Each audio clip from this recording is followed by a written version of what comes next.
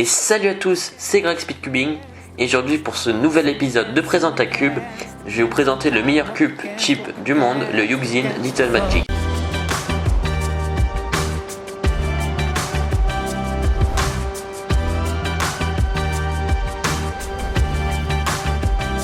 Alors pour déjà commencer avec le prix, donc ce cube il coûte 4,95$ sur le site Speedcube Shop, donc qui est un site où les cubes coûtent assez cher. Le site où les cubes coûtent le moins cher, c'est-à-dire lightech.com, il est seulement disponible à 3,20$ et même en ce moment 2,52$. En ce moment il y a une réduction, donc c'est vraiment un cube très peu cher, donc très cheap.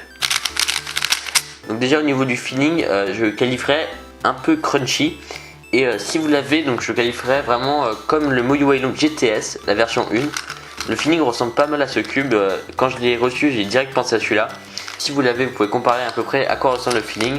C'est-à-dire qu'il est assez crunchy. Et il n'est pas forcément très représentatif d'un cube cheap. Donc ça c'est plutôt étonnant aussi. D'habitude les cubes cheap ont à peu près le même feeling tous. Mais celui-là est assez particulier. Donc on a vraiment l'impression que c'est un cube qui coûte bien plus cher. Alors avant de continuer, je tiens à dire que la version stickerless que vous voyez comme ça, et elle est un peu moins bien. Donc je vous conseille pas trop de prendre la version stickerless parce que j'ai essayé. Elle vaut pas exactement la version noire ou blanche, je sais plus si disponible en blanc, j'avoue.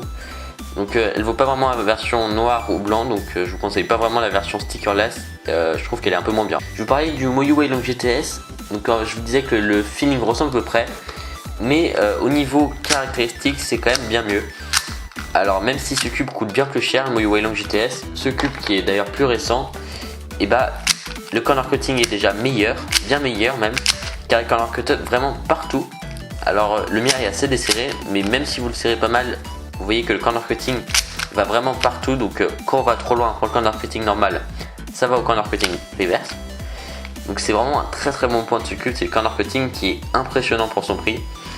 Et ça vaut d'habitude des cubes à 20€ à peu près, un corner cutting comme ça, donc c'est vraiment impressionnant là-dessus. Il corner twist quasiment jamais, pas plus que d'autres cubes bien plus chers, c'est pas du tout un problème. Et il pop vraiment jamais aussi, à part si vous le laissez à fond bien sûr, mais vraiment il n'y a aucun problème de pop, vous voyez. Il ne pop pas facilement, j'ai du mal un peu à remettre. Donc voilà à quoi ressemblent les pièces intérieures. Donc vous voyez qu'elles sont très classiques, vous voyez l'arête, il n'y a vraiment rien de particulier. C'est juste une pièce qu'on peut retrouver sur d'autres cubes qui soient plus chers ou moins chers. Enfin moins chers c'est un peu compliqué. Mais vraiment rien de particulier sur l'arête. Le coin c'est pareil, donc malgré que le système anti-corner twist ne soit pas incroyable, parce que vous voyez que cette pièce n'est pas très grande, et il corner twist pas, donc vraiment des pièces très classiques avec vous voyez des petits traits, ce qui doit sûrement faire, vous voyez les petits traits comme ça, les petits trous, ce qui fait sûrement le feeling un peu comme le Moyu Wailong GTS, parce que vous voyez que sur le Moyu Wailong GTS c'est cette pièce là. Même si elle ressemble pas beaucoup, vous voyez qu'il y a aussi ces petits traits, donc ça fait vraiment ce feeling qui ressemble donc beaucoup au Yuxin Little Magic. Et maintenant un des moments les plus importants de cette vidéo, c'est de se dire pourquoi ce cube coûte aussi peu cher, vu les caractéristiques qu'il a, surtout au niveau corner twist, pop, corner cutting, etc. J'ai vraiment deux raisons que j'ai trouvé pour ça. Donc la toute première que vous voyez très sûrement, vous voyez les stickers sont totalement cassés. Donc les stickers se cassent très facilement, ils sont donc de vraiment mauvaise qualité, clairement. Et ça coûte sûrement moins cher à faire. Et sur un cube aussi petit prix, des stickers coûtent déjà cher. Vu quand on achète, déjà ça peut coûter déjà 2$, donc à peu près le prix du cube. Donc les stickers sont plutôt très mauvais. Et autre chose qui est plus intéressant que j'ai pas vraiment vu déjà, c'est le plastique extérieur. Même sur la version noire, quand on touche, le plastique extérieur est différent. C'est-à-dire que le plastique qu'il y a ici est sûrement moins cher, alors que le plastique à l'intérieur des pièces ici est tout à fait normal. Donc c'est comme un cube pour pas changer de feeling. Mais le plastique extérieur est plus cheap, donc ça doit vraiment baisser le prix, parce que après tout le prix d'un cube c'est juste le plastique extérieur des pièces comme ça. Donc là ils ont mis un plastique vraiment très cheap, et ça se sent quand on le touche, en fait c'est un feeling un peu différent. Et s'ils avaient mis le même à l'intérieur, ça aurait fait un feeling vraiment nul. Du coup ils ont mis un plastique normal à l'intérieur. Alors ce cube a été mon main vraiment longtemps, il a même remplacé mon Moyu Wailong GTS 2 magnétique, donc vous voyez quand même le niveau, pour un cube qui coûte pourtant 10 fois plus cher à peu près. Donc c'est un cube vraiment qui vaut à peu 15$ on va dire, vu les caractéristiques. Et en plus il y a des versions magnétiques qui sont sorties et qui sont vraiment apparemment très bien. Donc je pense qu'en version magnétique ça doit être encore très très bien. Et après il faudrait aussi changer les stickers pour que ce cube soit vraiment parfait. Alors après j'ai changé de main et c'est devenu le GAN 356R SM. Et donc ce cube coûte tout simplement 40 € alors que lui coûte 2 €. Donc je suis changé d'un cube à 2 à 40 €.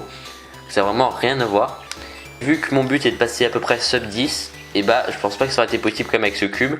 Ce cube je vous conseille vraiment jusqu'à ce que vous vouliez passer sub 15. Pour moi c'est la limite. Donc si vous êtes en gros à 15 secondes jusqu'au niveau maximal, c'est-à-dire plusieurs minutes, je vous conseille énormément ce cube. Mais ensuite pour passer sub 10, je vous conseille pas vraiment ce cube et je vous conseille de passer un cube magnétique parce que celui-là je pense vous conviendra pas et vous allez avoir plus de mal à passer sub 10 qu'avec un autre cube plus cher qui coûte environ 20 $, qui sera beaucoup mieux et surtout qui sera magnétique parce que ça sera vraiment beaucoup mieux. Donc voilà, c'est la fin de cette vidéo. Donc j'espère que en tant que débutant vous achèterez ce cube grâce à moi. Donc pour l'instant, si comme d'habitude vous avez bien aimé la vidéo, n'oubliez pas de vous abonner, de mettre un commentaire et de mettre un like.